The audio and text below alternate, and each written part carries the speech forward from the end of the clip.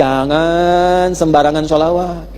Keras. Orang yang sengaja bersikap terhadap Nabi dengan cara hati-hati yang terlihat mengurangi kehormatan Nabi, itu seketika amalannya akan hilang pahalanya tanpa dia sadari. Nah, sekarang nabinya masih ada nggak? Saya ulangi, nabinya masih ada nggak? Ada, cuma terkubur kan, sudah meninggal. Baik kan? Hukumnya masih berlaku. Dan ingat, Nabi beda dengan kita. Walaupun kemudian beliau sudah wafat, sudah dikuburkan, tapi keadaannya terjaga di sisi Allah Subhanahu wa taala, dan di antara penjagaan Allah masih mengalirkan komunikasi umatnya kepada Nabi. Ini yang tidak dimiliki nabi-nabi lain. Bagaimana cara mengalirkan komunikasinya? Turun ayat di Al-Ahzab ayat ke-56 itu.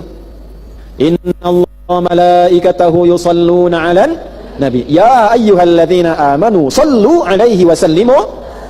Allah dan para malaikat memberikan salawat pada Nabi. Salawatnya Allah itu kasih sayang, pujian. Salawatnya malaikat kepada Nabi itu pengagungan, kemuliaan.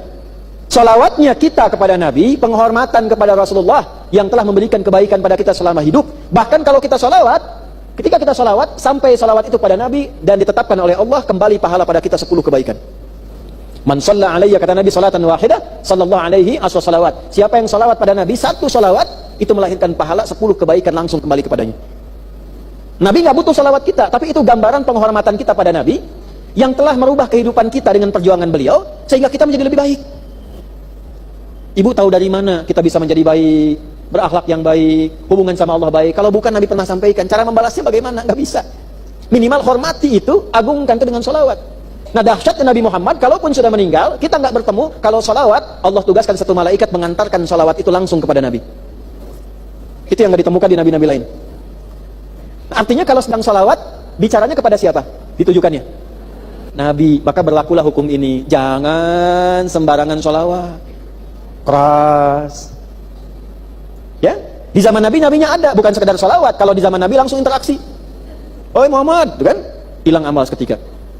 Sama dengan salawat juga. Ya, bahkan ada ulama yang langsung mengatakan, nanti buka di beberapa kitab tafsir dan disimpulkan keterangan ini oleh Syekh Mustafa Al-Maraghi ketika menafsirkan ayat ini. Bahkan demi menghormati Nabi, memanggil nama Nabi pun jangan langsung ke namanya. Maaf ya, itu ada adik misalnya. Lihat Kang Daan di sini, tiba-tiba manggil, "Woi Daan." Maaf Kang, punten gitu ya. Gimana kira-kira? Nggak sopan ya? Ya, bayangkan pada manusia biasa saja kita manggil dengan adab.